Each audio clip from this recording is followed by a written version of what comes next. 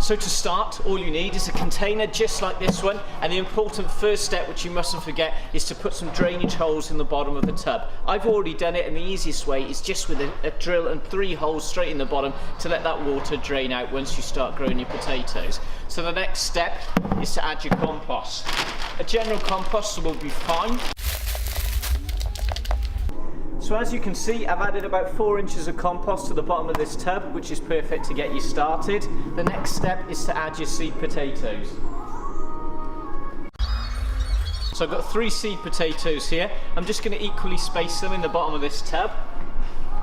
And that's all that's left to do, is just cover them with compost. I've only just put about 2 inches on top of them, and that'll be just enough. So now it's just a case of watering them and letting them grow. So once you start to see the growth and it's about 6 inches above the line of the compost, add some more compost gently and keep going until you reach the top of the tub.